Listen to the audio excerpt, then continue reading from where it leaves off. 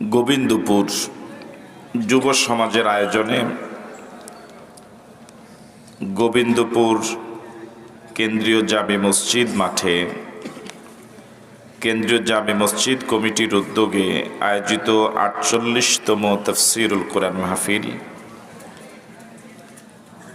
মাহফিলের বরেণ্য সভাপতি পীরে কামেল আলহাজ হজরত মাওলানা শাহ সুফি আয়াজ আহমেদ জুবাইরি, আমন্ত্রিত মেহমান বরেণ্য আলেম দ্বীন, বিশিষ্ট ইসলামী চিন্তাবিদ ও মুফাসসির কোরআন, তৌহিদি জনতার হৃদয়ের স্পন্দন হজরত মাওলানা মোল্লা নাজিম উদ্দিন, আলহাজ হাফিজ মাওলানা মুফতি মামুনুর রশিদ, সিনিয়র মুহাদ্দিস জামিয়াতু ইব্রাহিম সাইনবোর্ড ও খতিব বাগানবাড়ি জামে মসজিদ ঢাকা, হজরত মাওলানা বেলাল হোসেন হেলালি, হজরত মাওলানা মুফতি শাফায়াত সিদ্দিকী, আমন্ত্রিত শ্রদ্ধাভাজন হাজরাত ওলামায়ে কেরাম, মঞ্চে উপস্থিত আছেন দারুল কোরআন মডেল মাদ্রাসার সুযোগ্য প্রতিষ্ঠাতা অধ্যক্ষ হজরত মাওলানা শফিকুর রহমান, মাহফিল কমিটির সম্মানিত সদস্যবৃন্দ, প্রিয় যুবক বন্ধুরা, ব্যবসায়ী ভাইরা, পর্দার আড়ালের মা এবং বোনেরা, আসসালামু আলাইকুম ওয়া রাহমাতুল্লাহ।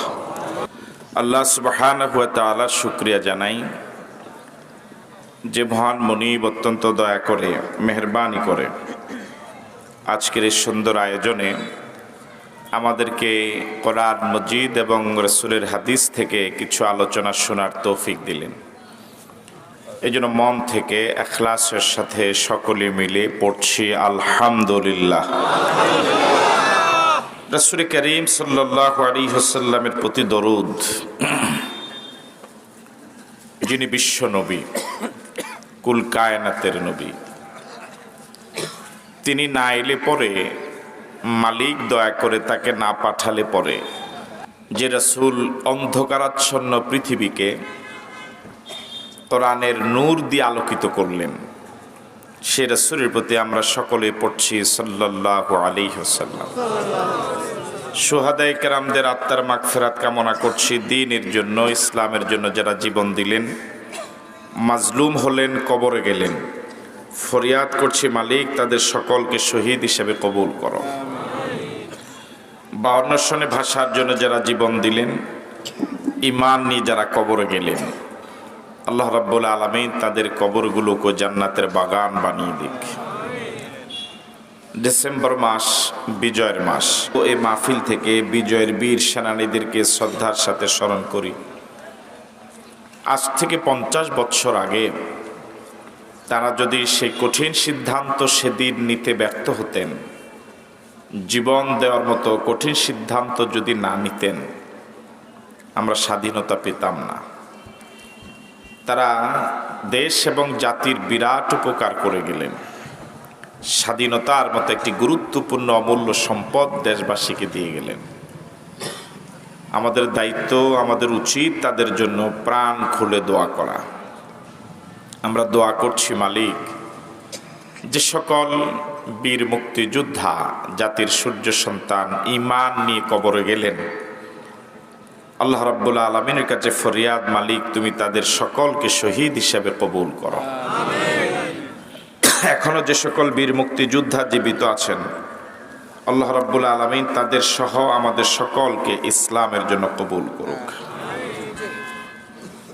তো গত বছর আমরা আপনাদেরকে সাথে নিয়ে এখানের উপস্থিতির সিংহভাগই সেখানে ছিলেন। আমরা কিয়ামতের আলোচনা, কিয়ামতের আলামত আলোচনা করেছিলাম। আজও আমরা কিয়ামতের কিছু আলামত যা রাসূল বলে গেলেন ১৫০০ বছর আগে, আপনাদেরকে সাথে নিয়ে রাসূলের মুখনিসৃত সে বাণীগুলো শোনাবার জন্য চেষ্টা করব ইনশাআল্লাহ। তবে গত বছর আলোচনা যে কয়েকটি আলামত আলোচনা করেছি সেগুলো নয়, আমরা নতুন কয়েকটি আলামত নিয়ে কথা বলবো, যাতে করে গতবার যারা শুনেছেন ওগুলো তো আপনাদের মনে আছেই। নতুন করে আরো কিছু আজকে আমরা বলার জন্য চেষ্টা করব ইনশাআল্লাহ। এর আগে আমরা একমত হওয়া দরকার কিয়ামত হবে কিনা, এই ব্যাপারে তো আগে একমত হওয়া দরকার। আমরা কি সবাই কিয়ামত যে হবে এই ব্যাপারে কি একমত? সবাই তো বলে নেই। কিয়ামত যে হবে এই ব্যাপারে কোনো সন্দেহ আছে? কোনো সন্দেহ নেই। কিয়ামত এটা বলে কই আসবে না, এটা এসে যাবে নির্ধারিত সময়ে, হঠাৎই এসে যাবে। রাসূল করিম সাল্লাল্লাহু আলাইহি সাল্লাম দুনিয়া থেকে বিদায় হলেন ১৫০০ বছর হয়ে গেল। কিয়ামত পর্যন্ত আর কেউ নতুন করে নবী হিসেবে পৃথিবীতে আসবেন না। রাসূল যেহেতু শেষ নবী, ১৫০০ বছর হয়ে গেল তার বিদায়ের পরে, এটাও একটা প্রমাণ যে কিয়ামত আর খুব বেশি দেরি নেই। কিয়ামতের অসংখ্য আলামত রাসূল বলে গেলেন। এর মাঝে কিছু আলামত রয়েছে আলামতে কুবরা, কিছু আলামত রয়েছে আলামতে সুগরা। আলামতে কুবরা মানে যে আলামতগুলো বড় বড়, আর আলামতে সুগরা মানে যে আলামতগুলো ছোট ছোট। ছোট ছোট যে আলামতগুলো রাসূল বলেছেন, বলে গিয়েছেন, এর প্রায় সিংহভাগই হয়ে গিয়েছে। বড় আলামতগুলো এখনো শুরু হয়নি। তবে বড় আলামতগুলোর ব্যাপারেও রাসূল বলেছেন, যখন বড় আলামতগুলো একটা শুরু হবে তখন বাকিগুলো পরপরই ঘটে যাবে। উদাহরণটা দিয়েছেন, একটা সুতার ভিতরে যদি মানুষ দানা বাঁধে, যেমন তাসবির দানা, তাসবির গোটা, এই তাসবিটার সুতাটা যদি ছিঁড়ে যায়, বাকি গোটাকে একটা পড়বে না সবগুলি পড়ে যাবে? একটা 10 মিনিট পর আগে পড়বে, দ্বিতীয়টা 10 মিনিট পরে পড়বে, একটার পর। এগুলো কি ঠেকানো যাবে? ঠেকানো যাবে না। আপনি ঠেকানোর জন্য শত চেষ্টা করলেও এগুলো কি করা যাবে না। তবে এখন যেই সাইজের তাসবিহ বের হয়েছে, এগুলো হয়তো কি করা যাবে কিছু। এখন তো ১৫০০ দানার তাসবিহ, দেখেন নাই মনে হয়? হ্যাঁ, ১০০০ দানার তাসবিহ। এভাবে বাড়তে বাড়তে কিছুদিন পরে হয়তো এটা বহন করার জন্যই হয়তো আলাদা লোক লাগবে। ১৬ লাখও আছে? ও, আমি তো ভাবছিলাম এটা হয়ে গেল কিনা।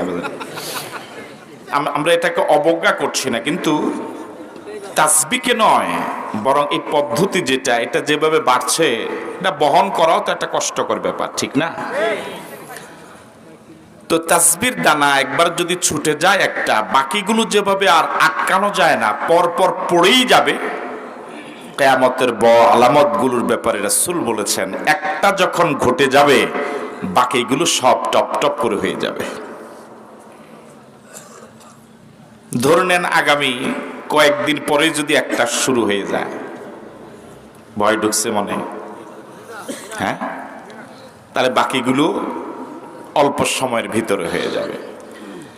দেখুন, রাসূল করিম সাল্লাল্লাহু আলাইহি ওয়াসাল্লামের বর্ণিত সেই কিয়ামতের অসংখ্য আলামতের মাঝে আমরা এখন যেগুলো বলার জন্য সুযোগ পাবো, আপনারা মনোযোগী হন। রাসূলের কথা যেহেতু, সাহাবায়ে কেরাম রাসূল করিম সাল্লাল্লাহু আলাইহি ওয়াসাল্লামের সামনে যেভাবে ভদ্রচিতভাবে বসতেন, খুব মনোযোগী হয়ে রাসূলের কথা শুনতেন, তাদের পরিবেশটা ছিল এমন, এত ভদ্রচিতভাবে বসতেন, এত মনোযোগী হয়ে শুনতেন, তীর্থের কাকের মতো মনোযোগী ছিলেন। আকাশের উড়ন্ত পাখিগুলো মনে করত একটা গাছের ডালা অথবা নীরব স্থির কোনো বস্তু ওনারা মাথায় বসে দিতেন, টের পেত না। সুবহানাল্লাহ। সুতরাং রাসূলের হাদিস যে মজলিসে আলোচনা হবে, শ্রোতাদের ওই মানের মানসিকতার জন্য প্রস্তুত থাকা লাগবে যে আমি রাসূলের হাদিস শুনছি। আন আব্দুল্লাহ ইবনে উমর قال إن من أشراط الساعة أن يدعى الأخيار ويرفع الأشرار। হযরত আব্দুল্লাহ ইবনে উমর থেকে হাদিস, তিনি বলেন রাসূল করিম সাল্লাল্লাহু আলাইহি ওয়াসাল্লাম বলেছেন, ইন্না মিন আশরাতিস সাআ, কিয়ামতের অসংখ্য আলামতের মাঝে একটা আলামত হলো আইয়ুদা আল আখিয়ার, সমাজে যারা ভালো মানুষ, খায়ের মানুষ, সমাজে যারা দুর্নীতি মুক্ত, সমাজে যারা মোটামুটি অপরাধ মুক্ত, সামাজিকভাবে যারা ভালো মানুষ, ওরা হবে সবচেয়ে অপমানিত। আর ওয়ায়ুরফাউল আশরার, আর সমাজে যারা সবচেয়ে খারাপ মানুষ, তাদের মর্যাদাকে বাড়িয়ে বাড়িয়ে বলা হবে। এই অবস্থা অবশ্য এখনো শুরু হয়নি, আপনাদের আওয়াজ তো শুরু হয়নি। এই অবস্থা কি শুরু হয়েছে? এই মাত্র এই বছর শুরু হলো, 1 ডিসেম্বর থেকে, আরো আগের থেকেই। আপনারা মনে রাখুন এই কথাটি, যে সমাজ ভালো মানুষকে মূল্যায়ন করে না, ওই সমাজে ভালো মানুষ জন্মায় না। যে দেশ দেশপ্রেমিককে, সত্যিকারের দেশপ্রেমিকদেরকে মূল্যায়ন করে না, ওই দেশে সত্যিকারের দেশপ্রেমিক জন্মায় না।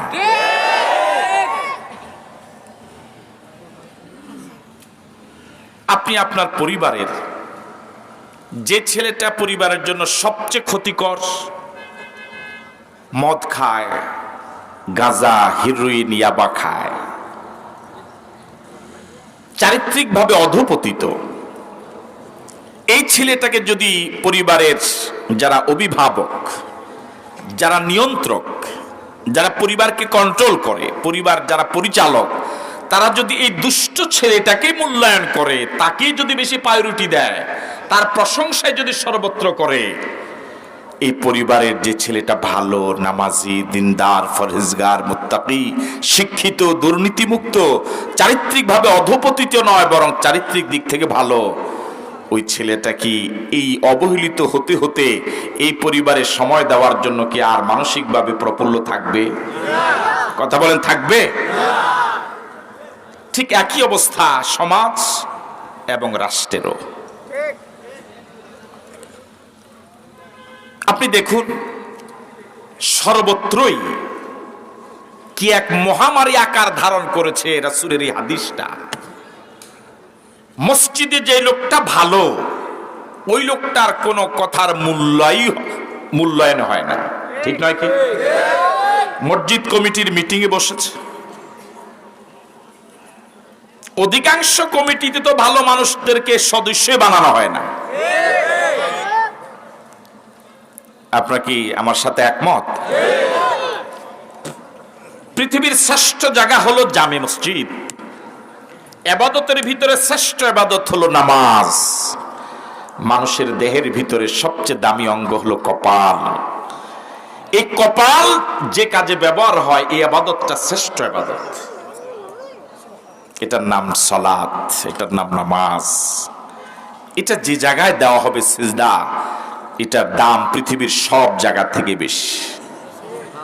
ওই জায়গা যারা নিয়ন্ত্রণ করবে, ওই জায়গাটা যারা পরিচালনা করবে, তারা তো সমাজের সবচেয়ে ভালো মানুষ হওয়া লাগবে, ঠিক নয় কি আমার ভাইয়েরা? কিন্তু দেখা যায় চরিত্রটা সম্পূর্ণ ভিন্ন। সমাজের দুষ্ট লোকেরাই অধিকাংশ ক্ষেত্রে, সব ক্ষেত্রে নয়, পৃথিবীর শ্রেষ্ঠ জায়গা জামে মসজিদটা, সেখানেও তারা নেতৃত্ব দেওয়ার জন্য উদ্গ্রীব। ভালো মানুষটা সে জায়গাও জায়গা পায় না।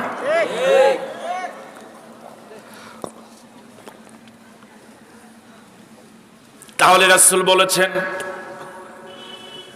কিয়ামতের আগের আলামতগুলোর মাঝে একটা আলামত হলো, সমাজে যারা ভালো মানুষ তারা মূল্যায়িত হবে না, বরং সমাজে যারা খারাপ মানুষ তারাই বেশি মূল্যায়ন পাবে। ওয়াজের ময়দানও একই অবস্থা, পীরের ময়দানও একই অবস্থা। হক্কানি পীর মাশায়েখদের তেমন মূল্য নাই, বরং বেদাতি পীর মাশায়েখদের মূল্যই সমাজে বেশি। কথা বলে ঠিক নয় কি? আমার ভাইয়েরা, ওয়াজের ময়দানও একই অবস্থা। সত্যিকারের দ্বীনের কথা, কোরআন সুন্নাহর কথা যারা বলে, ওয়াজের ময়দানে তারা ভাইরাল নয়, বরং সিংহভাগ ক্ষেত্রেই ভাইরাল ওরা যাদের লেখাপড়ার দৌড় তত বেশি নয়। আরো আস্তে কর। তবে হ্যাঁ, সবাইকে আমি বলছি না, অবশ্যই অনেক যোগ্য লোক ময়দানে আছে। কিয়ামতের আরেকটা আলামত হলো, আন আবি হুরায়রা রাদিয়াল্লাহু তাআলা আনহু قال قال رسول الله صلى الله عليه وسلم لا تقوم الساعة حتى تتقارب الأسواق رواه أحمد। হযরত আবু হুরায়রা রাবী, তিনি বলেন রাসূল করিম সাল্লাল্লাহু আলাইহি ওয়াসাল্লাম ইরশাদ করেছেন, ততদিন পর্যন্ত কিয়ামত সংগঠিত হবে না যতদিন না বাজার ঘন ঘন না হয়ে যাবে। এখন এটা হয় নাই তো, যদি হয়ে থাকে আপনার একমত হন, অনুবাদ শেষ হওয়ার সাথে সাথেই তো স্বীকৃতি দেওয়া দরকার, ঠিক নয় কি? এখন কি হাট বাজার আগের মতো কি শুধু বৃহস্পতিবার আর রবিবার এরকম? হ্যাঁ, এ কয় প্রতিদিন, প্রতি সময়। আপনি যে সময়ে যাবেন এই সময় তো বাজার পাওয়া যাবে। আমার আপনার দৃষ্টিতে, জাগতিক দৃষ্টিতে, রাষ্ট্রের চোখে যদিও এটা অনেক উন্নতি, কিন্তু রাসূল বলেছেন এটা কিয়ামতের আলামত। এটা কিসের আলামত?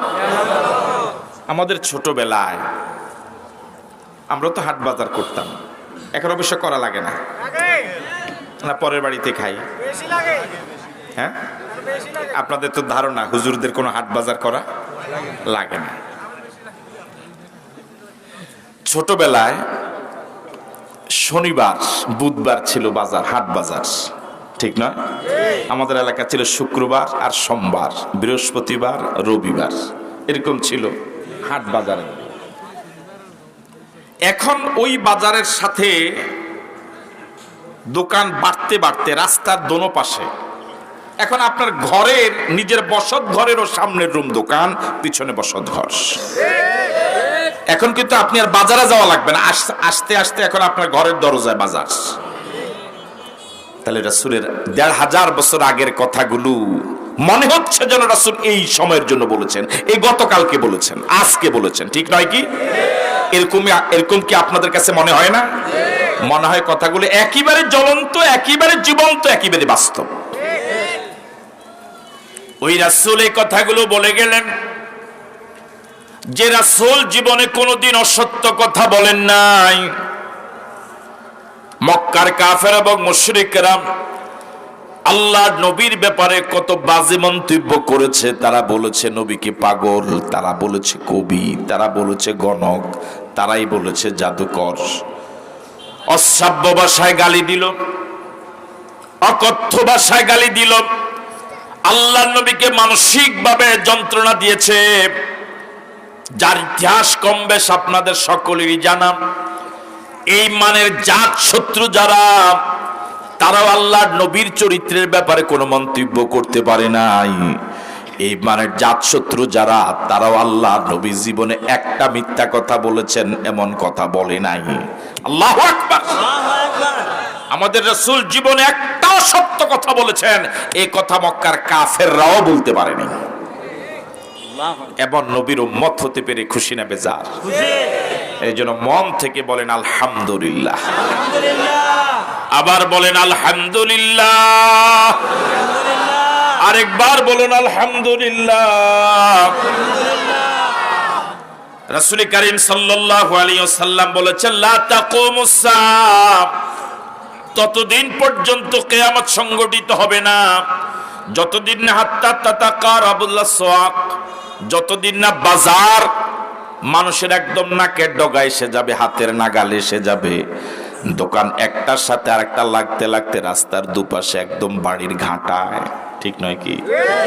এই পৃথিবীর শ্রেষ্ঠ জায়গা হলো মসজিদ, পৃথিবীর সবচেয়ে খারাপ জায়গা হলো বাজার, সবচেয়ে খারাপ জায়গা রাসূল বলেছেন বাজার। তবে বাজারে যাওয়ার নিষেধ নয়। বাজারে যাবে মানুষ প্রয়োজনে, প্রয়োজন সেরে বাজার থেকে চলে আসবে। বাজারে যাবে, নিয়ত করবে হালাল কামাই করবে, এই কামাই দিয়ে পরিবার পরিজনের জন্য কেনাকাটা করবে। আমার ভাইয়েরা, সাহাবায়ে কেরামও তো কেনাকাটা করতেন না, করেন নাই? হ্যাঁ, একদিন একজন সাহাবী বাজারে যাচ্ছিলেন, আল্লাহর নবীর সাথে প্রতিমধ্যে দেখা।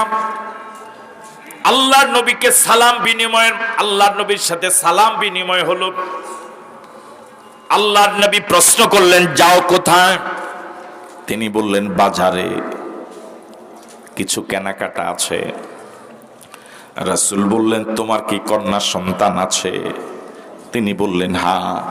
আল্লাহর নবী বললেন, সবার জন্য তো কেনাকাটা করবে, তবে আগে তোমার মেয়ের জন্য কিনবে। আল্লাহু আকবার বলবেন।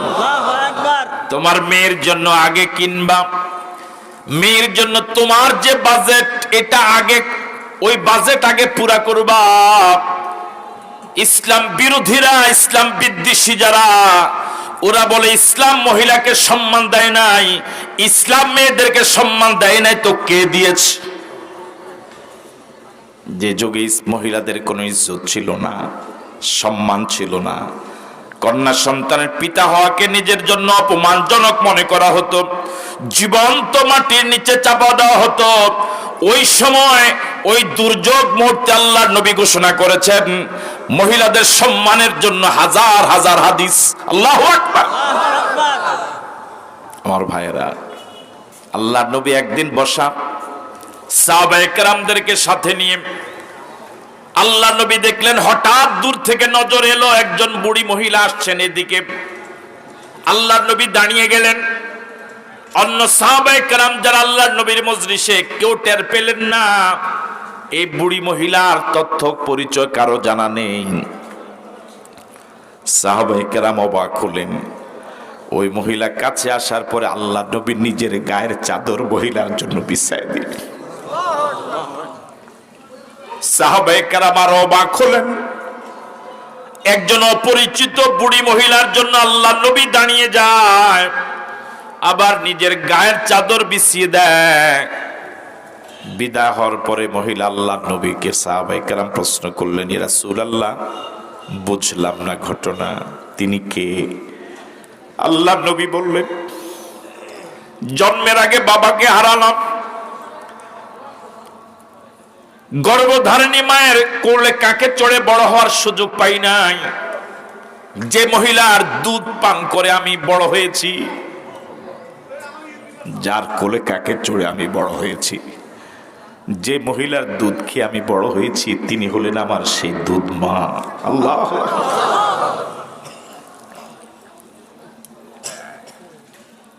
আরেকদিন একজন সাহাবী বাজার করে বাড়ি আসছিলেন, আল্লাহর নবীর সাথে প্রতিমধ্যে দেখা। আল্লাহর নবী জিজ্ঞেস করেছেন, কোথায় গিয়েছিলেন?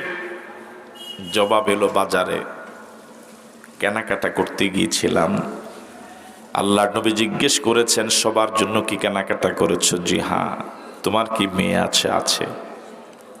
আল্লাহর নবী বললেন, ঘরে গিয়ে যার জন্য যা কিনেছ সবাইকে তো ডেকে ডেকে তার হাতে তার পণ্যটা বুঝিয়ে দিবা।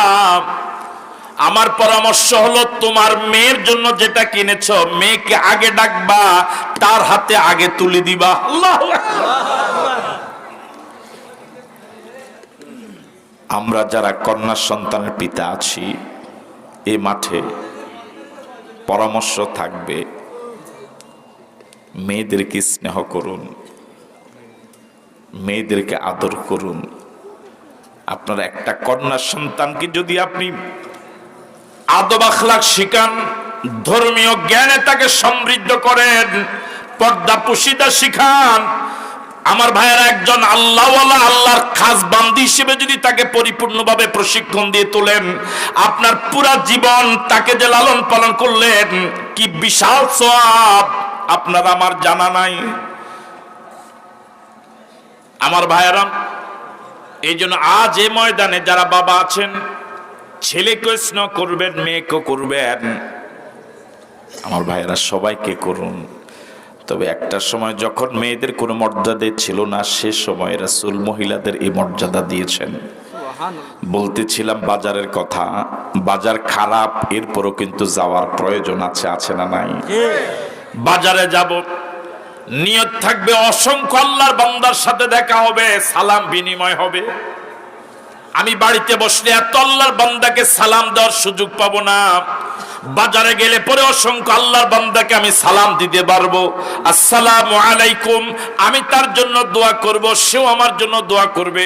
ওয়া আলাইকুম আসসালাম ওয়া রাহমাতুল্লাহি ওয়া বারাকাতু, তোমার উপর আল্লাহ শান্তি রহমত দয়া বর্ষিত হোক।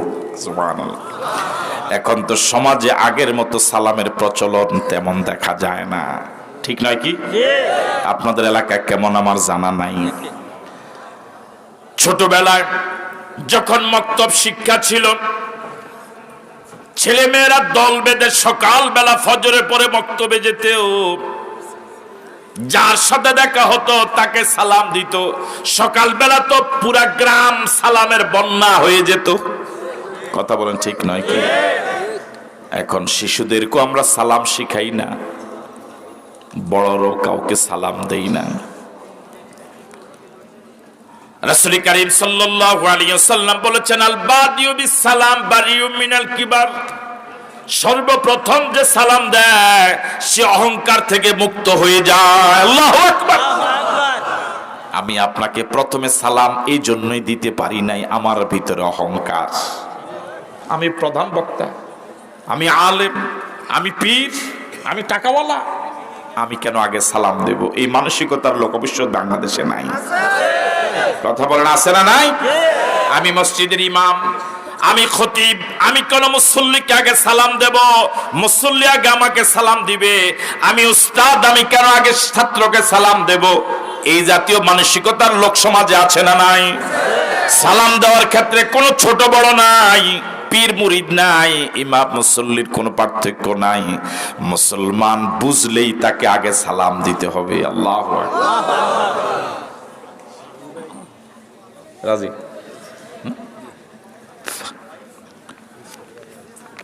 আল্লাহ আমল করার তৌফিক দান করে বলি আমিন। আল্লাহর নবী সাহাবায়ে কেরামকে একদিন প্রশ্ন করলেন, বললেন, আমি কি তোমাদেরকে এমন একটা আমলের কথা বলবো যে আমল করলে মায়া মহাব্বত বেড়ে যাবে? আল্লাহু আকবার বলবেন। ও যুবকেরা, ও কলিজার টুকরা যুবকেরা, এখন তো পুরা পৃথিবীর যুবকেরা মায়া মহাব্বত বাড়ায় মিস কল দিয়া, লাভ চিহ্ন দিয়া। এটার নাম মায়া নয়, এটার নাম ভালোবাসা নয়, এটার নাম ভালোবাসা নয়, এটার নাম মায়া নয়। যে তোমাকে জীবনে বহুবার বলেছে আমি তোমাকেই ভালোবাসি, এই জাতীয় কথা সে আরো অসংখ্য ছেলেকে এর আগে বহুবার বলছে। কথা খা কি কইছে? আজকেও কইছে নাকি?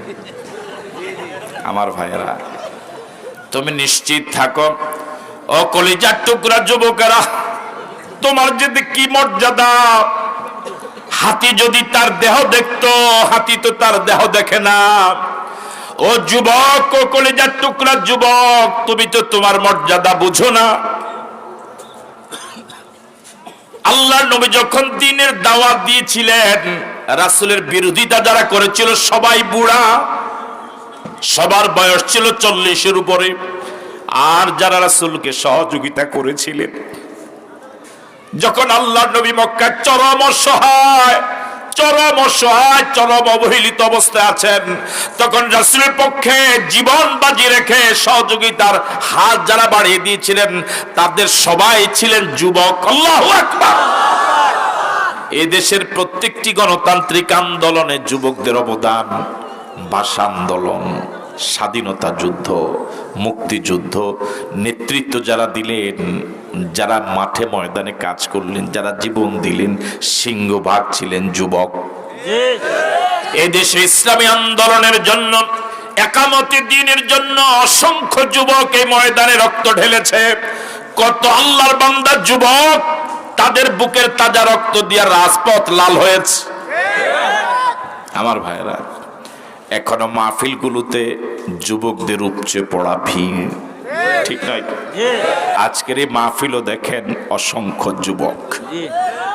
আপনি আপনার ডানে বামে তাকান, এই ছেলেটাই সময় সিনেমার হলে যায় নাই, এই ছেলেটা টিভির সামনে সময় দেয় নাই, পর্ণ ছবি দেখে সময়টা কাজে বেহুদা নষ্ট করে নাই। এই মাহফিল আসার পরে তার জন্য ভাড়ার ব্যবস্থা নাই, খাওয়ার ব্যবস্থা নাই, নিজের পকেটে টাকা খরচ করে যে আল্লাহর কালাম শোনার জন্য সময়টা দিল। রাসূল করিম সাল্লাল্লাহু আলাইহি ওয়াসাল্লাম ১৫০০ বছর আগে যুবক তোমার জন্যই বলে গেলেন, ওয়াশাবুন নাশা ফি ইবাদাতিল্লাহ, ওয়াশাবুন নাশা ফি ইবাদাতিল্লাহ। ওই যুবককে আল্লাহ আরশের নিচে জায়গা দিবেন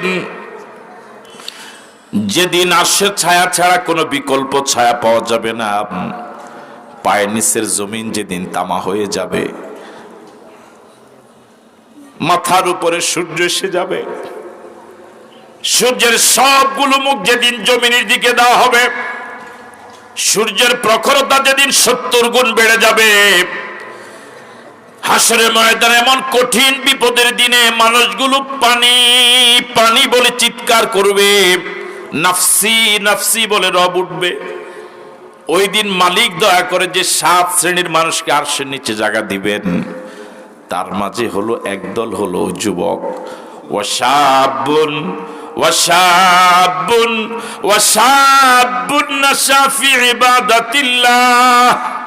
ওই যুবক, যে যুবক তার যৌবনকাল অন্যায় পথে কাজে লাগায় নাই, যে যুবক তার যৌবনকাল বাজে পথে ব্যয় করে নাই, বরং আল্লাহর পথে খরচ করেছে, কোরআন সুন্নাহর পথে খরচ করেছে, আল্লাহ রাব্বুল আলামিন এই যুবককে আরশের নিচে জায়গা দিয়ে ধন্য করবেন।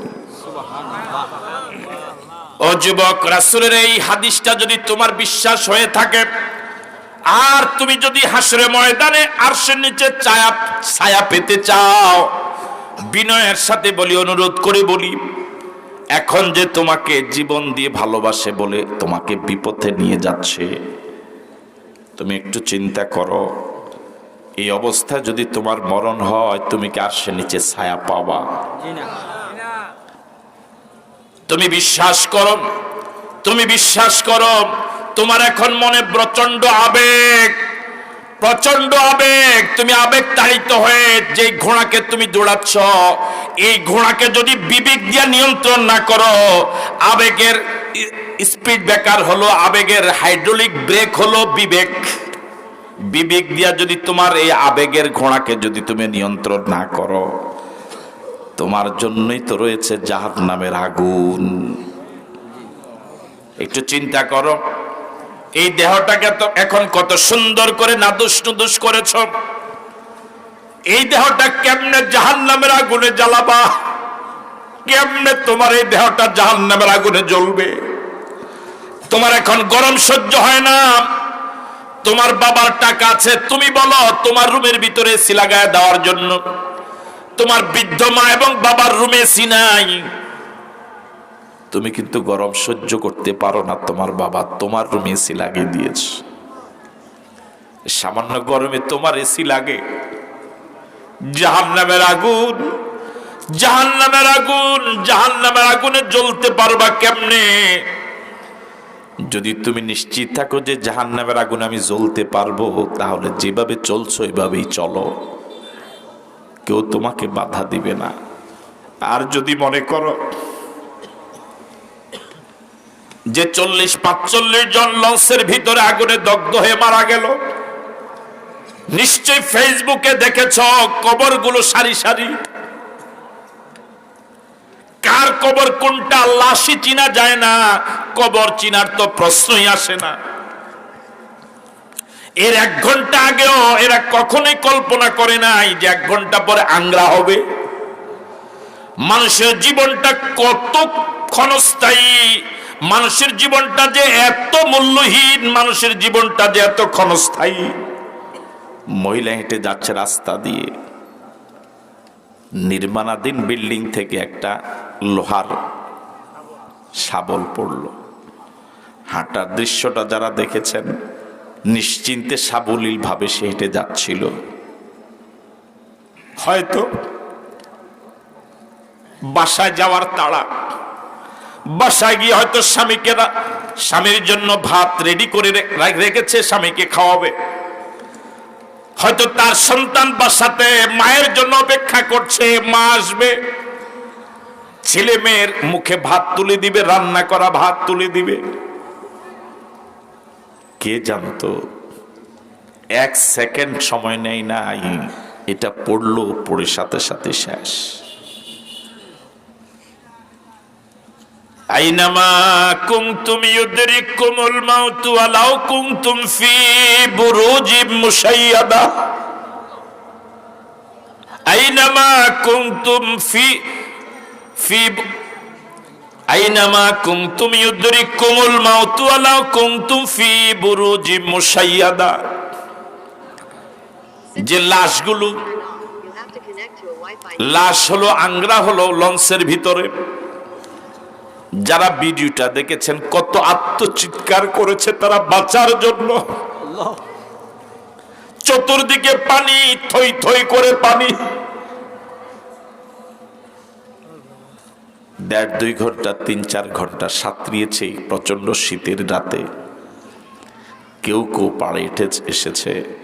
আমরা দোয়া করি, মালিক যাদেরকে তুমি এভাবে নিয়েছ, তুমি হয়তো এভাবেই পছন্দ করেছ, আমরা ফরিয়াদ করি তাদের কবরগুলোকে তুমি জাহান্নামের আগুনে জ্বালাইও না। আমিন। ওদেরকে দুনিয়াতে জ্বলেছে ওরা, ওদেরকে জান্নাতের মেহমান করে না, ওদের গুনাহগুলো মাফ করে দাও। আল্লাহ, আমরা হাজারো জনতা তোমার কাছে ফরিয়াদ করি, আমরাও তো একদিন মরবো, এমন অসহায় মরণ তুমি আমাদেরকে দিও না আল্লাহ। ও যুবক, যে তোমাকে আজকে বলেছে তোমাকে জীবন দিয়ে ভালোবাসি, হয়তো আরেকজন অপেক্ষা করছে আধা ঘন্টা পরে গাছের তলা, সে অপেক্ষা করছে বাদাম নিয়ে, ওখানে গিয়েও সে আধা ঘন্টা পরে তোমাকে যা বলেছে আধা ঘন্টা আগে ওটা ওখানেও বলবে। কথা বলাটা ঠিক কিনা? হয়তো তোমাকে একবার বলেছে তোমাকে আমি জীবন দিয়ে ভালোবাসি, আধা ঘন্টা পরে একটা সময় যাকে দিয়েছে গাছের নিচে যে ছেলেটা বসা, তোমাকে তো একবার বলেছে, তুমি আনন্দে পাগল পারা হয়ে গিয়েছ, ওকে কিন্তু 10 বার বলবে। কথা বলা ঠিক নয়? সুতরাং এটা জীবন নয়, এটার নাম ভালোবাসা নয়, এটার নাম ভালোবাসা নয়, এটার নাম ভালোবাসা নয়। যে ভালোবাসায় নৈতিকতা নাই, এটা হলো খাবায়েস, এটা হলো অশ্লীলতা, এটা হলো গুনাহ।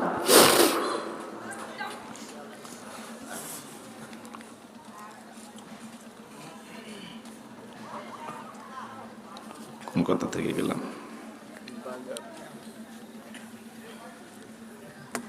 عن عبد الله بن عمرو رضي الله تعالى عنه قال يأتي على الناس زمان يجتمعون يصلون في المساجد وليس فيهم مؤمن। অনুবাদ শোনার আগে বলেন নাউজুবিল্লাহ। কি ভয়ঙ্কর হাদিস, কি ভয়ানক হাদিস। অতি ছোট্ট একটা হাদিস, কিন্তু এর মাঝে এত ভয়, এত ভয়, এত ভয়। আব্দুল ইবনে আমর রাদিয়াল্লাহু তাআলা আনহু থেকে বর্ণিত, তিনি বলেন রাসূল করিম সাল্লাল্লাহু আলাইহি, তিনি বলেন ইয়াতি আলান নাসে জামানুন, একটা সময় মানুষের কাছে এমন একটা সময় আসবে, ইয়াজতামিউনা ওয়া ইউসাল্লুনা ফিল মাসাজিদ, তারা সকলেই দলবদ্ধভাবে মসজিদে সালাত আদায়ের জন্য যাবে, নামাজ পড়ার জন্য মসজিদে যাবে। মসজিদ ভর্তি মুসল্লি। জুমাবারে এখন নিচতলা জায়গা হয় না, দোতলা ভরে গেছে। এখন মসজিদ কমিটি চিন্তা করছে 3 তালা করা দরকার। কথা কয় না কেন? 3 তালা করার জন্য এখন কালেকশন শুরু হয়েছে। ভালো কথা, কিন্তু ইমামের বেতন আগে যা 10 বছর পরেও তা। হ্যাঁ, সাপ্তাহিক মুসল্লির জন্য আপনি লক্ষ লক্ষ টাকা খরচ করে 3 তালা 4 তালা 5 তালা করেন, টাইলস মোজাইক করেন, ভালো কথা করবেন। দোতলা কি 5 ওয়াক্ত নামাজে পুরে? কথা কয় না? নিচতলা পুরে মনে হয়, নিচতলা পুরে, দোতলা। তাহলে আপনি 3 তলা 4 তলা 5 তলা করছেন কয় দিনের মুসল্লির জন্য?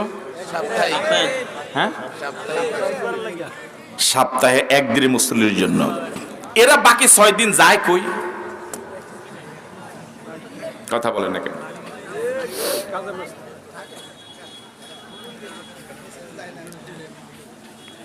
রাসূল বলেছেন ইউসাল্লুনা ফিল মাসাজিদ, ওরা দলবদ্ধভাবে মসজিদে আসবে, নামাজ পড়বে, সবাই ওদেরকে ভালো বলবে।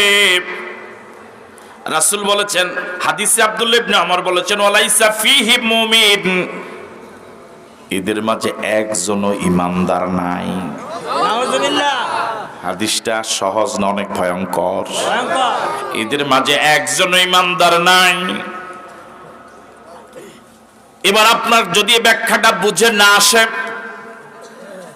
আমি আপনাকে বুঝাবার জন্য 2-1টা উদাহরণ দিচ্ছি। যদি আপনার বিবেক এটাকে তাসলিম করে, অ্যাকসেপ্ট করে মেনে নেয় তাহলে তো ভালো। যদি মেনে নাও নেয় তবু হাদিসটা সঠিক বুঝতে হবে। যেই লোকটা এই মাত্র মসজিদে আসলো দলবদ্ধভাবে, 10-15 জন, 20 জন, 25 জন, 100-150 জন, এর মাঝে এরকম লোক কি নাই যে একটু আগে আল্লাহর বিরুদ্ধে মিছিল করে মাত্র মসজিদে ঢুকছে? আছে। কথা বলে না কেন? ঠিক কিনা? তো যে আল্লাহর বিরুদ্ধে মিছিল করে মসজিদে ঢুকলো, ইমানদার হয়ে ঢুকলো না ইমানটা ওইখানেই চলে গেল? তাহলে হাদিসটা কি বুঝে আসতেছে আপনাদের? আমার ভাইয়ারা, যে সকল মুসল্লি মসজিদে ঢুকলো নামাজ পড়ার জন্য, আল্লাহকে সিজদা দেওয়ার জন্য, খতিব যখন খুতবার আলোচনা এইভাবে যদি আলোচনা করেন, আপনারা সিজদা দিতে আসছেন কাকে? সবাই বলবে আল্লাহকে। কার হুকুমে? সবাই বলবে আল্লাহর হুকুমে। খতিব যদি বলেন আল্লাহর হুকুমে আল্লাহকে সিজদা দিতে এসেছেন, এটা আল্লাহর অসংখ্য হুকুমের মাঝে একটা, যে আল্লাহ প্রতিদিন 5 বেলা তাকে সিজদা দিতে বলেছেন, ওই আল্লাহই তো বলেছেন সুদ খাওয়া যাবে না। কথা বলেন ঠিক নয় কি? ওই আল্লাহই তো বলেছেন জিনা করা যাবে না। ওই আল্লাহই তো বলেছেন, ওই আল্লাহর হাবিবই তো বলেছেন ঘুষ খাওয়া যাবে না। এগুলো কি শরীয়তের কথা? সঠিক কথা নয়? সুতরাং আল্লাহর হুকুমে মসজিদ চলবে। এই মসজিদ যদি আল্লাহ বিরোধী কোনো কাজ হয়, আপনারা কি বাধা দিবেন? সবাই বলবে হ্যাঁ বাধা দিব। ইমাম সাহেব যদি বলে প্রতি রাকাতে 2টা করে সিজদা, আমি আজ 3টা করে সিজদা দেব। জুমা পড়তে এসেছেন 2 রাকাত, আমি আজ 3 রাকাত পড়াবো, মানবেন আপনারা? ওই যে চশমালা মানবে মনে হয় একদম, দেখেন। হ্যাঁ, মানবে? যে জীবনও নামাজ পড়ায়নি, আজকে মাত্র ঢুকলো, সেও বলবেন না হুজুর এটা হইতে পারে না। ঠিক আছে কথা? ইমাম সাহেব যদি এটা বলে যে আমি নামাজ পড়াচ্ছি শরীয়তের একটু লঙ্ঘন করার কারণে, আপনি প্রতিবাদ করেন। আপনি যে সমাজে সুদ খান, ঘুষ খান, জিনা করেন, ব্যভিচার করেন, দরবার করে ঘুষ খান, আমি এখন থেকে সেটা বাধা দেব। এই ইমামের ইমামতি থাকবো? হ্যাঁ, তাহলে হাদিসে যে পাওয়া গেল অসংখ্য মুসল্লি মসজিদে থাকবে কিন্তু ইমামদার পাওয়া যাবে না, মিলে 80% মিলে মনে হয়।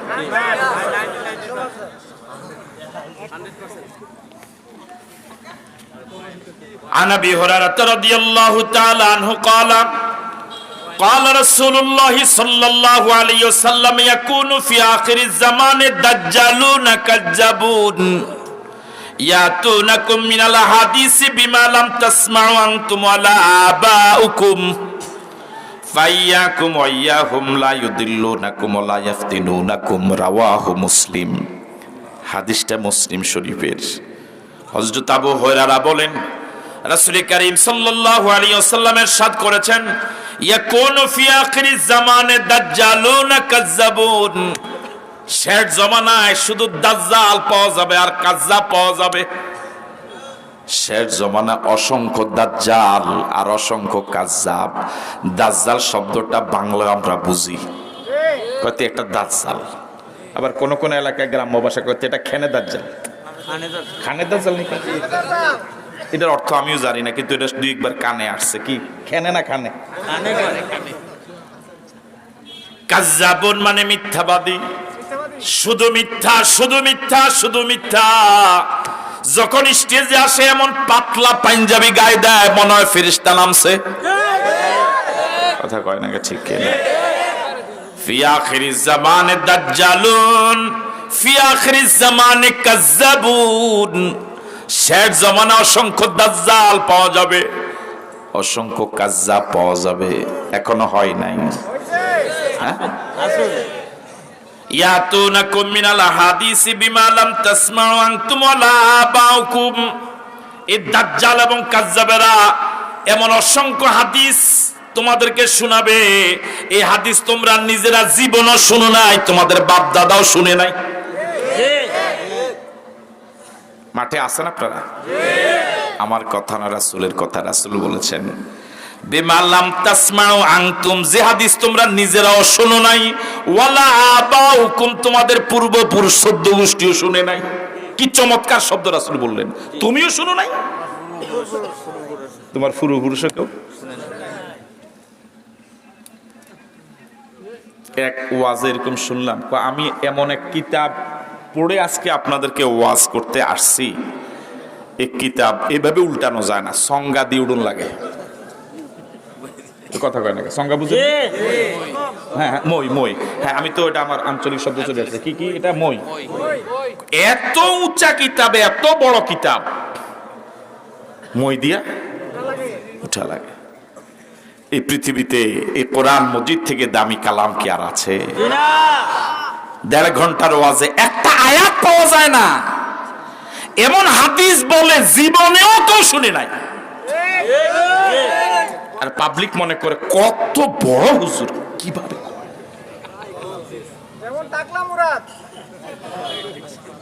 আমরা কারোর নাম না নেই, যেগুলো আসলে খবিজদের নাম না নেওয়াই ভালো।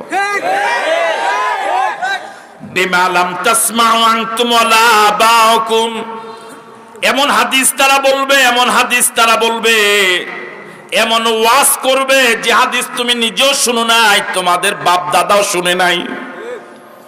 আমার ভাইয়েরা, এখন ওয়াজের ময়দান এত কলুষিত, এলেমের সাথে আমলের কোনো মিল নাই। এলেমবিহীন বক্তাদের সংখ্যায় সমাজে কম।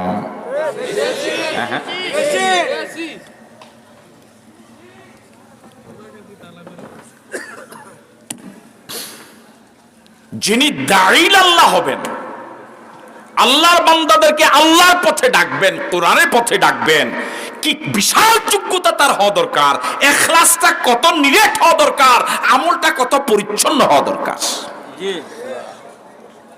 আমরা হতে পারি না, আমরা হতে পারি না, আমরা হতে পারি না। যে পদমর্যাদায় আপনারা ভূষিত করেছেন, এই পদমর্যাদার কোনো যোগ্যতাই আমাদের নাই। ফাইয়াকুম ওয়া ইয়াহুম, আল্লাহ নবী সাহাবায়ে কেরামদের সামনে হাদিস বলে কিয়ামত পর্যন্ত আগত তার উম্মতদেরকে সতর্কবাণী শোনালেন, সতর্ক করে গেলেন। ফাইয়াকুম ওয়া ইয়াহুম লা ইউদিল্লুনাকুম ওয়া লা ইফতিনুনাকুম, ও আমার সাথীরা, ও আমার উম্মতেরা, নিজেরা এদের থেকে বাঁচো, জাতিকে এদের ফিতনা থেকে বাঁচাও, না হলে এরা তোমাদেরকে ফিতনায় ফেলে দিবে, গোমরাহ করে ফেলবে। সুতরাং কাকে দাওয়াত দিবেন, কার আলোচনা শুনবেন, এই হাদিস থেকে ইশারা পাওয়া যায়, ঠিক নয় কি? আপনি আমাকে টাকা দিয়ে, সম্মান করে, ভালো মানের খাওয়া দিয়ে, মোটা অঙ্কের হাদিয়া অগ্রিম এবং নগদ দিয়ে, হুন্ডা বহর নিয়ে যুবকদের মিছিলের মাধ্যমে স্টেজে উঠিয়ে আপনি আমার মাধ্যমে, আমি এলেম নাই, আমল নাই, অসংখ্য জাল হাদিস, মিথ্যা হাদিস, বাতে হাদিস দিয়ে আমাকে টাকা দিয়ে কিনে এনে হাজার হাজার মানুষেরকে বেঈমান বানিয়ে আমি চলে যাই। নাউজুবিল্লাহ।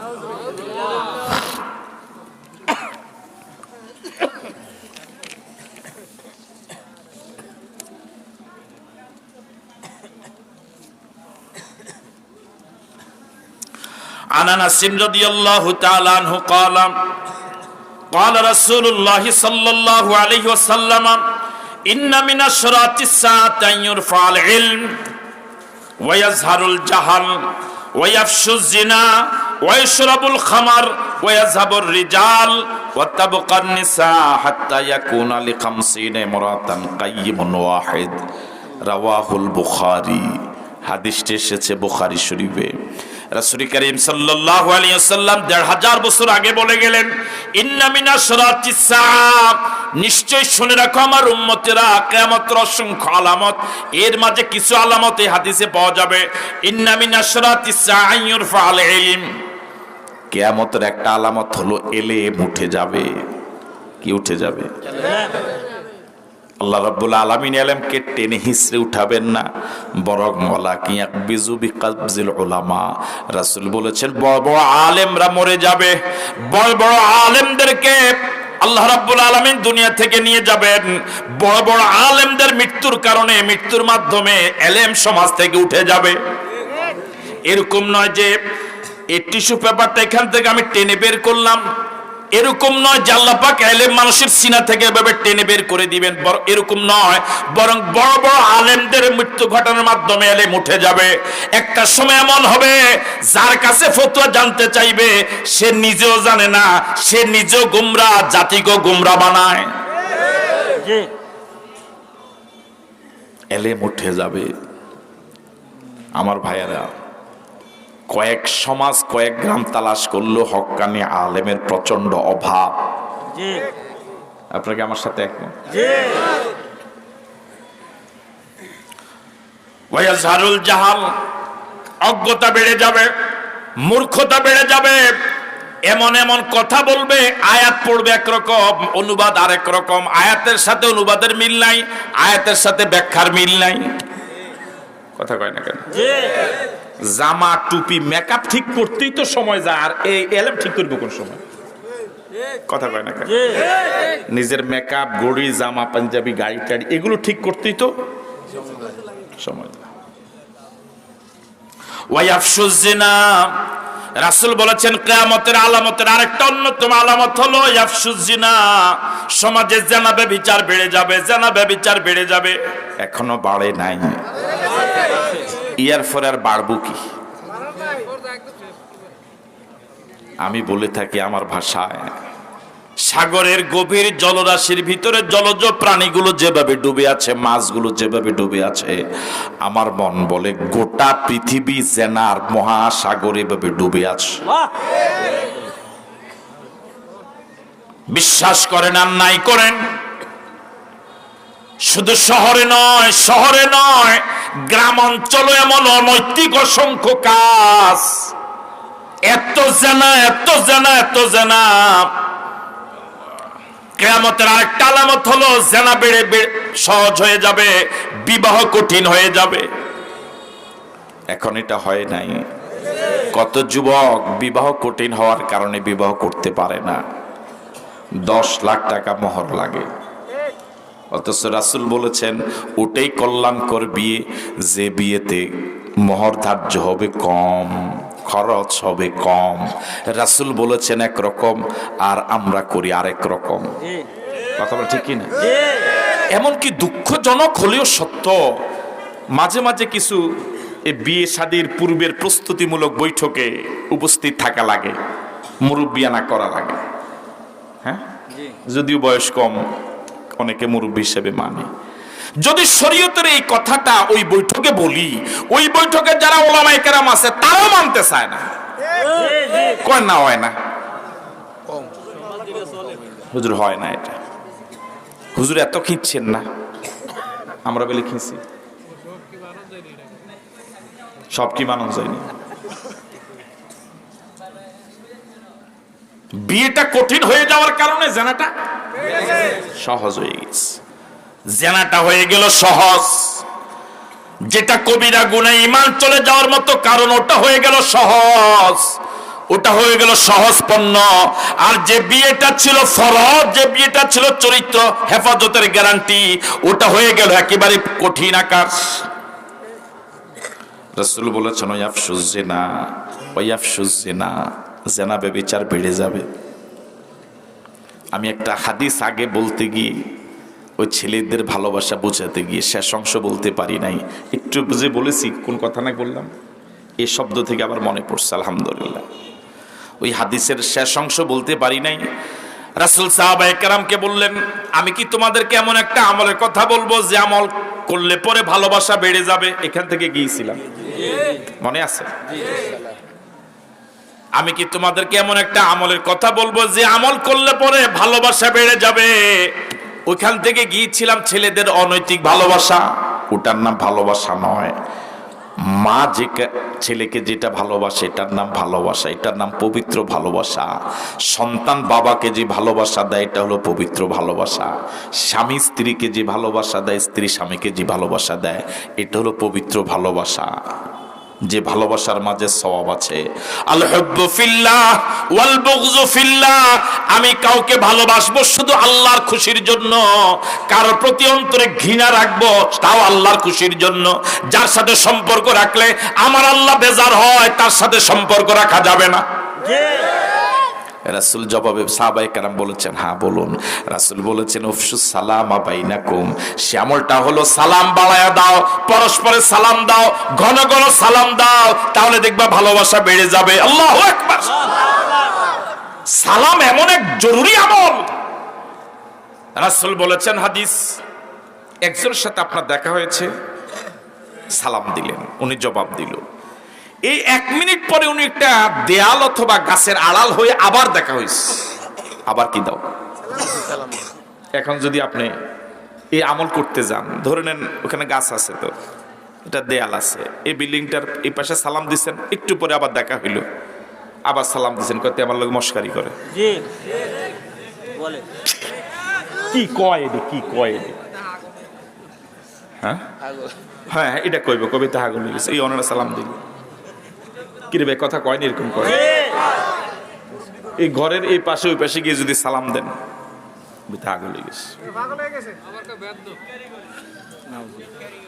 আজকে যদি যারা বুড়া আছেন, যদি বাড়িতে গিয়ে বুড়িকে সালাম দেন, কইবে বুড়া বয়সে তা আগল হয়েছে। আপনি দিলেন সালাম, আসসালামু আলাইকুম, বেড়ি কইবে আপনি পাগল হয়ে গেছে, কি করবেন? অভ্যাস।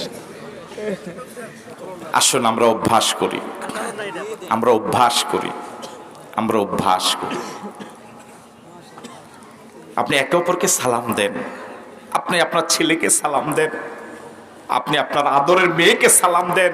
সালাম অর্থ হলো তোমার উপর শান্তি বর্ষিত হোক, আল্লাহর দয়া রহমত বর্ষিত হোক। এটা কি দোয়া না বদদোয়া? এই দোয়া করতে টাকা লাগে? আপনি ইমাম সাহেবকে, আচ্ছা আমি আমার উদাহরণ দিই, আমার যদি আপনার বাড়িতে কোনো দোয়ার জন্য আমাকে ডাকেন, টাকা লাগবে না? করে কথা কয় না, লাগবে? আমার কম দিয়ে পারবেন নি? আশরাফ হিসাবে দোয়ার অনুষ্ঠানে আছে, হ্যাঁ, আমি আপনার জন্য টাকার বিনিময়ে দোয়া করে আসলাম, আর আপনি আপনার সন্তানের জন্য যদি দোয়া নাই করেন, তো দোয়াটা করেন কারে? কথা কয় না, আপনি আপনার ছেলেকে বলেন আসসালামু আলাইকুম, তোমার উপরে শান্তি বর্ষিত হোক, সে বলল ওয়ালাইকুম আসসালাম ওয়া রাহমাতুল্লাহি ওয়া বারাকাতুহু, আব্বা আপনার উপরও শান্তি বর্ষিত হোক, আল্লাহর দয়া বর্ষিত হোক, আল্লাহর রহমত বর্ষিত হোক। সুবহানাল্লাহ। এই দোয়ার ভিতরে কি কোনো কৃত্রিমতা আছে? কোন স্বার্থ আছে? কোন বিনিময় আছে? নিজের সন্তানকে যদি নিঃস্বার্থভাবে এই দোয়াটা না করেন, তাহলে কাকে করেন আপনি দোয়া? তাহলে আমরা সালামের প্রচলন, রাসূল বলেছেন যত বাড়বে পরস্পরের মায়া মহাব্বত তত বেড়ে যাবে। সুবহানাল্লাহ। এখন তো সমাজে এরকম অনেক লোক আছে, 2-4 বছরও তার সাথে কি হয় না, দেখা হয়, কথা হয় না, এরকম আছে না নাই? সমাজে এরকম মানুষের পরস্পরের দূরত্ব এখন কমছে না বাড়ছে? আরো জোরে কম। আপনি ওনার প্রতি খুব রাগ, উনি আপনার প্রতি খুব রাগ, আপনি যদি হঠাৎ তাকে সালাম দিতে পারেন, প্রথম হয়তো জবাব দিতে 2-3 বছর কথা বলেন, একটু আনইজি ফিল হবে, কিন্তু মনে মনে চিন্তা করবে, আল্লাহ তার সাথে আমি আজ এত বছর কথা বলি না, তার বিরুদ্ধে দোকানে কত সমালোচনা করলাম, সে যে আজকে সালাম দিল, মনটা আগের থেকে একটু নরম হবে কিনা? আরেকবার যদি দেন, যদি সে ভালো হয়ে থাকে তাহলে প্রথমে জবাব দিয়ে দিব ওয়ালাইকুম আসসালাম। হয়তো সামনাসামনি জবাব দিতে শরম লাগবে, একটু আড়াল হয়ে কইব ওয়ালাইকুম আসসালাম, ঠিক কিনা? ওয়াইয়াফশুজ জিনা, জিনা বেড়ে যাবে।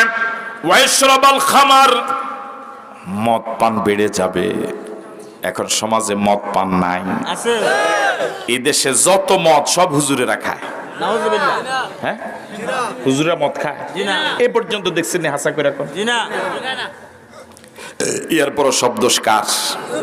আর জোরে কম, হুজুরা খাইলে একটু দাওয়াত খায়, এছাড়া আর কি খায়? তাও দাওয়াত এখন আগের মতো খাইতে পারে না, ডায়াবেটিস অনেকের। 10 জন হুজুর যদি এক রাস্তা দিয়ে হেঁটে যায়, একটু যদি জোরে হাঁটে যায়, আবার যদি একটু আস্তে আস্তে হাঁটে, এমন খানা খাইছে ঢুকতে পারে না। কি যে অবস্থা আমরা আমাদের। একটা নাকি বউরে কয় তুই বইলো তালাক, খাড়াইলো তালাক, হইতলো তালাক। তোকে কি করতাম, কি করলো তালাক। মানে আমাদের হুজুরদের অবস্থা হয়েছে এখন এই বালা করলেও দোষ, খারাপ করলে তো দোষ আছে। কথা কয় না? যদি টাকা বেশি নেয় হুজুরা ওয়াজের মধ্যে দেখছস নি 1 ঘন্টা ওয়াজ করে এত টাকা লইয়া যায়। আবার যদি টাকা টুকা না নেয়, অগ্রিম যদি না কয় না, সুবিধা হইতো না। ওই কথা কয় না? ঠিক বুঝেন না মনে হয় কথা। হুজুরের ওয়াজে টাকা বেশি নেয়, অগ্রিম নেয় 10,000, স্টেজ দিয়ে উঠার আগে 50,000 লইয়া যায়। দেখছস নি হুজুর ওয়াজ করে অবস্থা লাগে, দেখছস? আবার যদি হুজুরে অগ্রিমও নেয় না, যাইও টাকা দেওয়ান লাগে না, যা নেয় যা দেয় লইয়া যায়, কয় না সুবিধা হইতো না, সুবিধা মানুষ হইতো না। তাহলে করণটা কি? আপনি করণটা কি?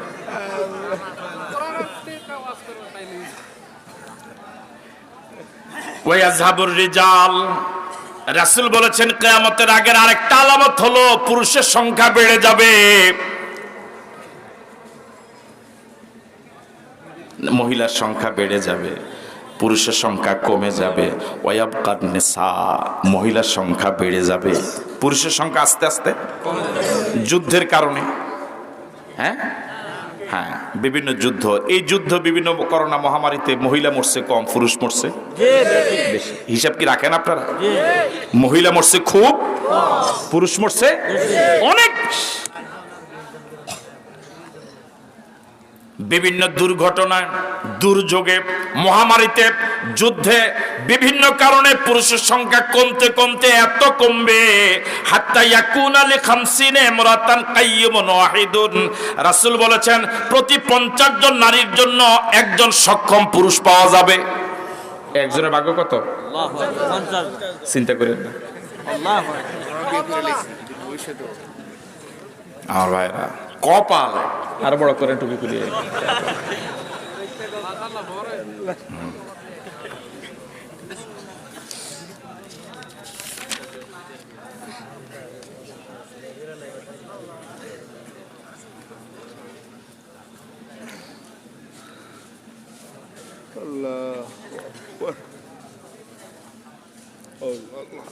عن ابي هريره رضي الله تعالى عنه قال قال رسول الله صلى الله عليه وسلم والذي نفسي بيده لا تفنى هذه الامه حتى يقوم الرجل الى المراه فيزنيها في الطريق فيكون خيارهم يومئذ من يقول لو أرأيتها وراء هذا الحائط। অনুবাদ শোনার আগে বলে নাউজুবিল্লাহ। অনুবাদ করতে আমার কাছে ভয় লাগে। রাসূল বলেছেন কিয়ামতের আগে জেনা ব্যভিচার এত বেড়ে যাবে, গণহারে জেনা, গণহারে জেনা, শুধু গণহারে নয়, রাসূল বলেছেন ওয়াল্লাযী নাফসি বিয়াদিহি, ওই সত্তার শপথ করে বলি যার হাতে আমার জীবন। আল্লাহু আকবার। তিনি কে? আওয়াজ দিয়ে বলেন আল্লাহ, আবার বলেন আল্লাহ, আরেকবার বলুন আল্লাহ। রাসূল বলেছেন ওয়াল্লাযী নাফসি বিয়াদিহি, ওই সত্তার শপথ করে বলি যার হাতে আমি মুহাম্মাদের জীবন। ততক্ষণ পর্যন্ত কিয়ামত হবে না, কিয়ামত আমার উম্মতের উপর আসবে না। হাত্তা ইয়াকুমার রাজুলু ইলাল মাররাতে ফায়াজনিহা ফিত তরিক, যতদিন না পুরুষ মহিলার সাথে রাস্তায় প্রকাশ্যে জেনা করবে। এটা এখনো শুরু হয় নাই। আপনি তো দেখেন নাই। কিয়ামত তো আর শুধু বাংলাদেশ নিয়ে, এটা তো পুরা পৃথিবী।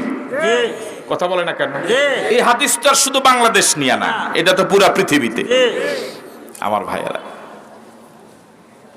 পৃথিবীর অসংখ্য দেশে, আপনি হয়তো খবর জানেন না, আমাদের প্রিয় জন্মভূমিতেও 31st নাইট ডেতে প্রকাশ্যে জানা হয় নাই, হয় নাই। মাসের পর মাস যে জায়গায় বসে বসে মানুষের বিরুদ্ধে স্লোগান হয়েছে, সেখানে কি প্রকাশ্যে জানা হয়নি? কথা বলে না কেন? একটা মেয়ে রাস্তা দিয়ে হেঁটে যাবে, ওর হাত ধরে নিয়ে যাবে, রাস্তায় প্রকাশ্যে জানা হবে, কেউ তাদের বিরুদ্ধে বলার সাহস পাবে না। রাসূল বলেছেন ফায়াজনিহা ফিত তরিক, কোন গাছের আড়ালে নয়, কোন গোপন কক্ষে নয়, আড়ালে নয়। ফায়াজনিহা ফিত তরিক, হাত ধরে মেয়েটাকে নিয়ে যাবে, রাস্তায় মেয়েটার সাথে জেনা করবে। এখন কি বলে এটাকে, যে রাস্তায় যারা যে সকল পতিতা থাকে, কি বলে এদেরকে, কি পতিতা বলে?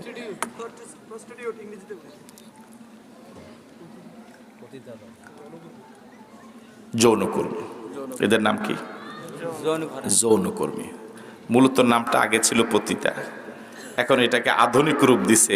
লেভেলটা কি করছে? ওরও নাকি কর্মী, ওরও নাকি কি কর্মী। আমার ভাইরা, শব্দটা মনে আসলে পরে বলবো, যেটা বুঝাতে চাইলাম। ফায়াজনিহা ফিত তরিক, রাস্তায় এই জেনার কাজ হবে।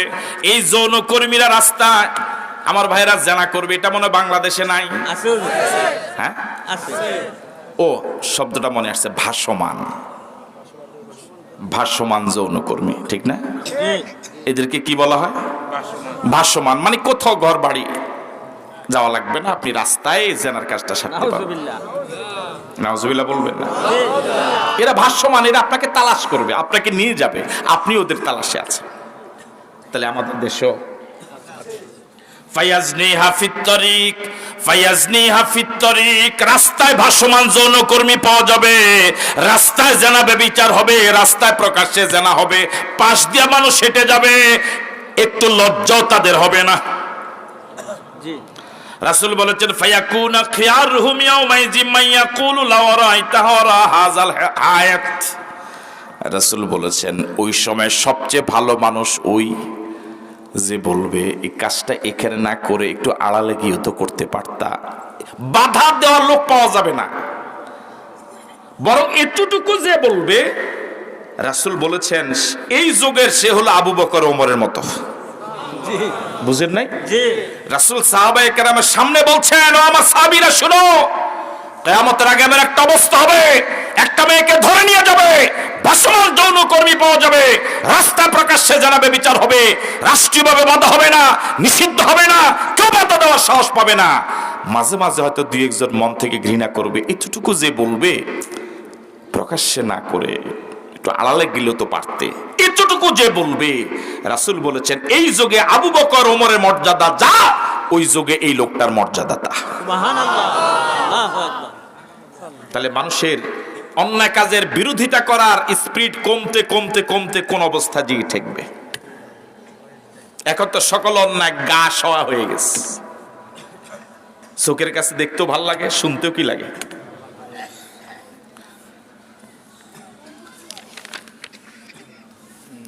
আপনি কিভাবে এটা কল্পনা করেন মানুষ কত নিচে নামতে পারে? রাষ্ট্রীয় আইন করে পৃথিবীর উন্নত দেশগুলো পুরুষে পুরুষে মেয়ে মেয়ে যৌন চাহিদা মিটাবার জন্য বৈধতা দিয়েছে। নাউজুবিল্লাহ, জোরে বলেন না নাউজুবিল্লাহ। যে কাজ কুকুরে করে না, যে কাজ পৃথিবীর কোন পশু করে না, পাখি করে না, সে কাজ করে আশরাফুল মাখলুকাত মানুষ। তাও আবার রাষ্ট্রীয় আইন করে। ওরা সংসদে আইন করেছে পুরুষ পুরুষকে বিয়ে করতে পারবে, মেয়ে মেয়েকে বিয়ে করতে পারবে। কয়েকদিন আগে পত্রিকা দেখলাম মাইক্রোর যে স্ত্রী, সে পুরুষ না মহিলা সন্দেহ তৈরি হয়েছে সে দেশে।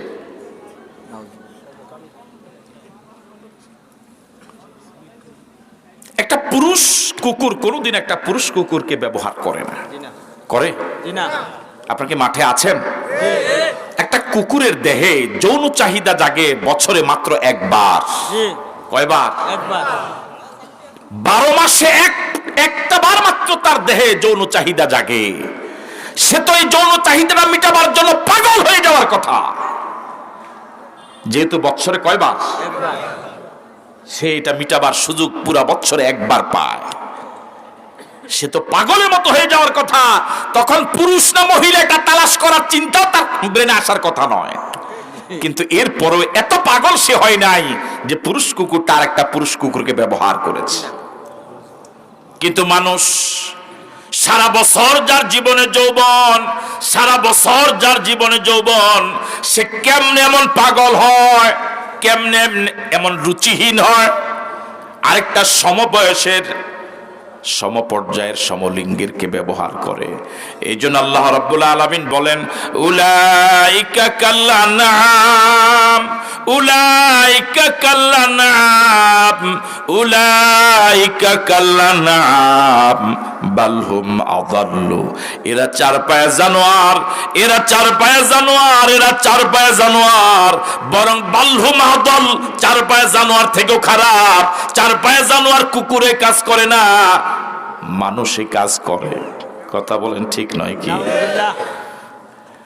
সূরা ৩ এর জন্য রব্বুল আলামিন বলেন, ওয়াত্তিন ওয়াজ্জাইতুন ওয়া তুরি সিনিন ওয়া হাযাল বালাদিল আমিন লাকাদ খালাকনাল ইনসানা ফি আহসানি তাকওয়িম। চারটা জিনিসের শপথ করে রব্বুল আলামিন বলেন, চমৎকার করে তোমাকে আমি বানালাম। সুম্মা রাদাদনাহু আসফালা সাফিলিন, সৃষ্টির সেরা মর্যাদা দিলাম। ওয়ালাকাদ কাররামনা বনি আদম, ওয়ালাকাদ কাররামনা বনি আদম, সৃষ্টির সেরা মর্যাদা দিলাম। ওই মানুষটি আবার আল্লাহর বিধান না মেনে, আল্লাহর নিয়ম না মেনে নিচে নামতে নামতে এত নিচে নামে, সুম্মা রাদাদনাহু আসফালা সাফিলিন, এত নিচে সে নেমে যায় যত নিচে কোনো প্রাণী যেতে পারে না। এরপরে আর কোনো প্রাণী যেতে পারে না। এরকম মানুষ কি সমাজে আছে না নাই? মানে শয়তান এখন হাসে আর অবাক হয়, আমি শয়তান হয়ে করলামটা কি, ও তো আমার থেকে আগাইয়া।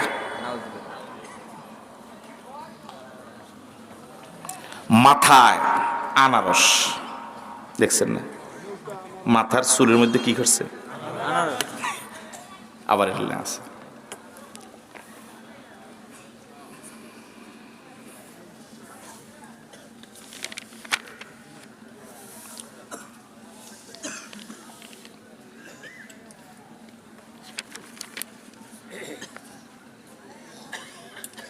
এরপরের বক্তারা আনবেন না?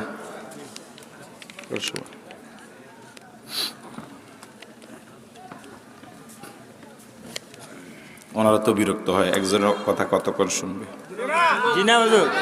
আমি জানি তো।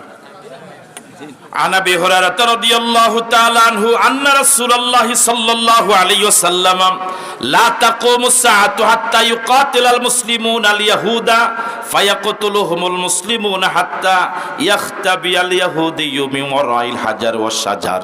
অনুবাদ শোনার আগে বলেন আল্লাহু আকবার, আরো জোরে বলেন আল্লাহু আকবার। ইন্না লিল্লাহি। আপনি উঠছেন কেন? এটা লাড়া দিয়ে বলে না করলাম দেখা যায়। হ্যাঁ, আবু হুরায়রা থেকে হাদিস, আন্না রাসূলুল্লাহ সাল্লাল্লাহু আলাইহি ওয়াসাল্লাম, রাসূল কারীম সাল্লাল্লাহু আলাইহি ওয়াসাল্লাম বলেছেন, হাদিসটা মুসলিম শরীফে আছে, লা তাকুমুস সাআতু হাত্তা ইউকাতিলাল মুসলিমুন আল ইয়াহুদা। কিয়ামত ততক্ষণ পর্যন্ত সংগঠিত হবে না যতদিন না মুসলমানরা ইহুদিদের সাথে লড়াই না করবে। তাহলে বোঝা গেল কিয়ামতের আগে মুসলমানদের সাথে ইহুদিদের একটা ঝগড়া হবে। আরো আস্তে কন, কথা কি বুঝাইতে পারলাম? ইহুদিদের সাথে পুরা পৃথিবীর মুসলমানদের একটা যুদ্ধ হবে। ওই যুদ্ধে ফায়াকদুলুহুমুল মুসলিমুনা, মুসলমানরা তাদেরকে হত্যা করবে।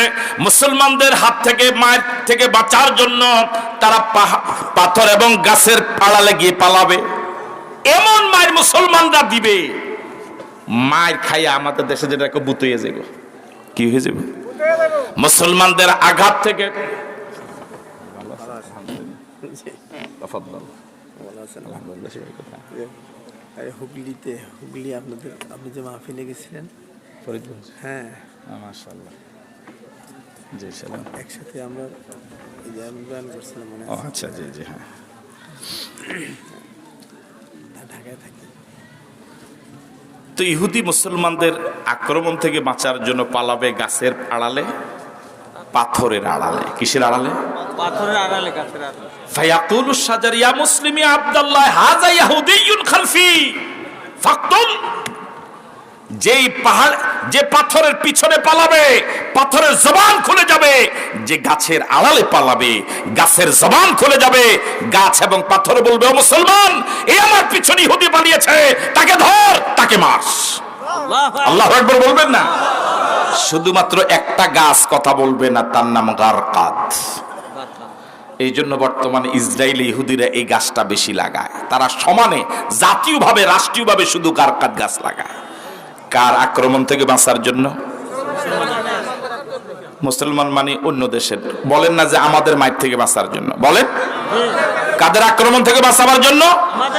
তাও আমাদের কয়, তাও আমার কয় না। কার আক্রমণ থেকে বাঁচার জন্য? এই যুবকরা প্রস্তুতি কি নিতে পারবে? বিশ্ববার কালিমার পতাকা পথ করে উড়াবার জন্য আবার যখন এভাবে যুদ্ধ হবে, সে যুদ্ধ পর্যন্ত যদি মালিক আমাদেরকে বাঁচিয়ে রাখে, এখন থেকে কি প্রস্তুতি মানসিকভাবে নেওয়া যাবে? কারা কারা পারবো দুহাত তুলে দেখায়। আল্লাহ কবুল করুক, বলি আমিন।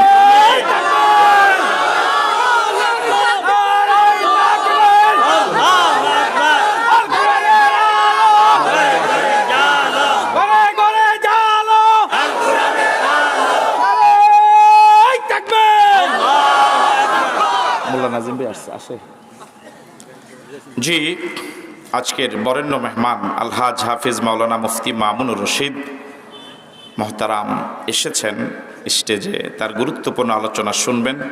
এরপরে আপনাদের আরেকজন হৃদয়ের মানুষ, বন্ধুবর হজরত মাওলানা মোল্লা নাজিম উদ্দিন সাহেব, তিনি আলোচনা করবেন না?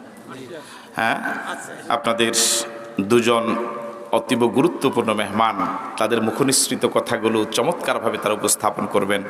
তাদের সে কথাগুলো শুনে, আমলের নিয়তে শুনে, জীবনের পরিবর্তন আনার লক্ষ্যে শুনে আমরা এই ময়দান থেকে বিদায় হব।